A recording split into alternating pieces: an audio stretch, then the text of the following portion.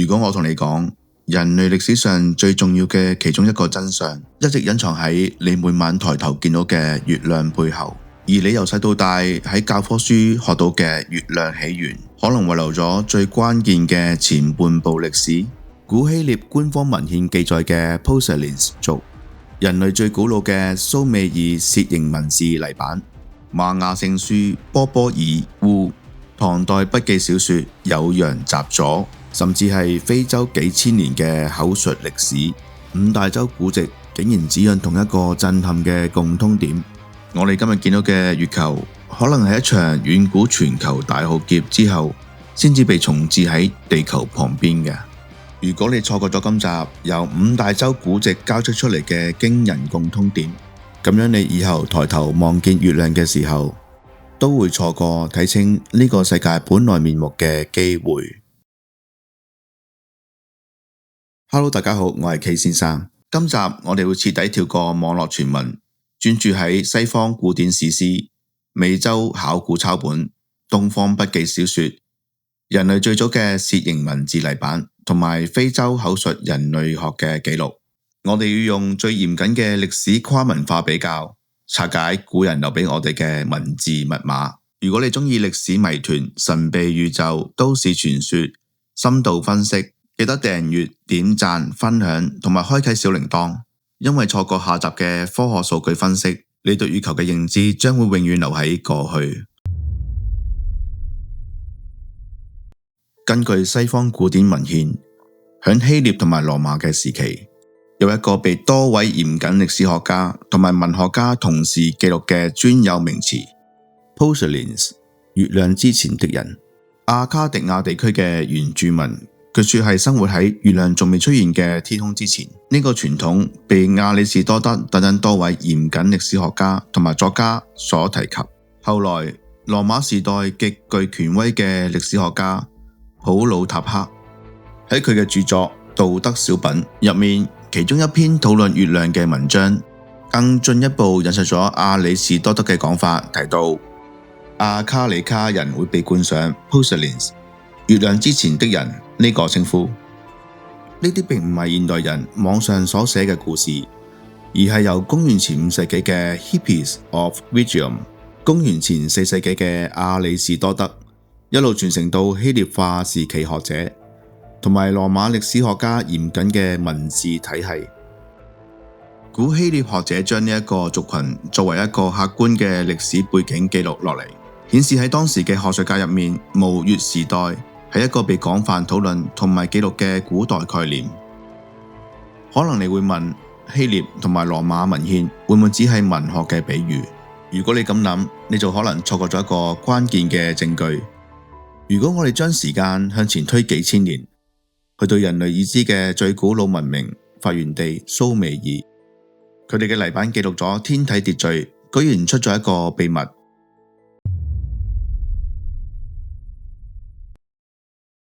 人類最古老嘅文字記錄，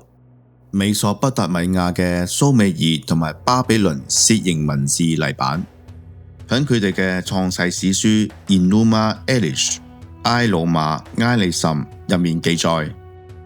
遠古時代嘅宇宙曾經經歷過一場原始神士之間嘅毀滅性大戰。佢哋嘅主神馬爾杜克戰勝咗代表原始混沌嘅提亞馬特，並且將佢嘅身體撕裂，一手塑造咗今日嘅天地與天體秩序。喺第5泥板，馬爾杜克明確令月神發光，將夜晚交俾佢，重新設定月亮軌道同埋時間系統。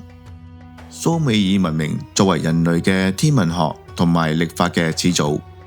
佢哋喺幾千年前已經清楚記錄咗月球嘅軌道位置係因為一場天體浩劫之後被某種力量後天重置嘅。從最古老嘅蘇美爾泥板到地中海嘅希臘古籍，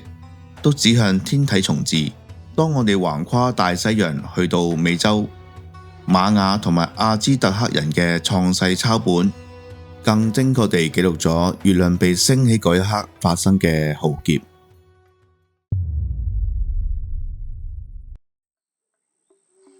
瑪雅文明最重要嘅聖書波波爾烏以及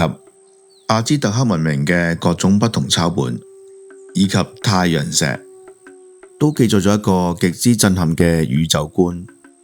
人類世界並非只有一次創世，而係經歷過多個被大災難毀滅嘅紀元循環。關於呢個重建與毀滅嘅模式，我哋將來有機會再講。阿茲特克神話入面，大洪水之後，眾神喺一片漆黑之中聚集，透過獻祭將新太陽同埋月亮升起並固定喺天空。而瑪雅神話就記載咗英雄雙子戰勝冥界之後，升天化為今日嘅太陽同埋月亮。雖然從正統文本嚟睇，呢啲係古人對神聖創世同埋天體誕生嘅神聖隱喻，但19世紀以嚟，唔少比較神話學同埋古典曆法研究者指出，瑪雅同埋阿茲特克人都將月亮嘅神聖升起同大洪水等等嘅全球浩劫緊密聯繫。無論係波波爾烏定係太陽石刻，美洲古人都喺度提醒後世，我哋今日抬頭見到嘅夜空同埋月亮，係建立喺上一次天地重組同埋全球大浩劫嘅廢墟之上。而呢一種大災難之後，月亮被重新安置嘅記憶，竟然唔單止美洲有。當我哋將視線轉去地球嘅另一邊，非洲大陸，古老嘅祖魯族口述傳統，同樣保留住極其相似，甚至更加震撼嘅故事。響非洲南部祖魯族傳統文化入面，歷史係主要透過薩滿聖高麻世世代代相傳。聖高麻係祖魯族嘅傳統靈媒、治療者同埋文化守護者，負責用草藥、儀式同埋靈性溝通，同時保存同埋傳承咗部落幾千年嘅歷史同埋神話故事。響20世紀下半葉，著名嘅祖魯族薩滿兼文化學者 Credo 麥華喺接受人類學家專訪時候，公開分享咗祖魯族嘅古老創世傳說。根據麥華嘅記錄，祖魯族傳統指出，月亮喺遠古時代並非一直存在，而係被某種稱為 Chitauri 嘅神聖存在帶嚟，或者推入地球軌道。呢個過程據說引發咗巨大嘅海嘯同埋全球性洪水，自此地球夜晚先至有月光、潮汐同埋自然周期亦因此改變。當然，從嚴謹嘅人類學同埋民族學角度嚟睇，麥華嘅講法可能帶有強烈嘅個人解讀色彩，唔能夠代表主流嘅祖魯族傳統。但係最令人稱奇嘅係，無論麥華嘅講法夾雜咗幾多後世嘅演繹，佢描述嘅月亮降臨、全球大洪水，竟然同古希臘嘅 Pausanias 記載美洲波波爾烏大洪水循環、蘇美爾尼版嘅天體重置，產生咗跨越大洋嘅驚人共通點。咁你可能會問，擁有幾千年完整文字記載嘅東方中國，古籍入面會唔會有類似嘅記載呢？答案係有，而且仲相當驚人。喺唐代著名嘅志怪筆記小說《酉陽雜俎》入面，就記載咗一段極之寫實，甚至係超越當時科技認知嘅收月人故事。如果你未聽過呢一段史料，你好難想象1000年前嘅唐朝人竟然已經有咁先進嘅月球想象。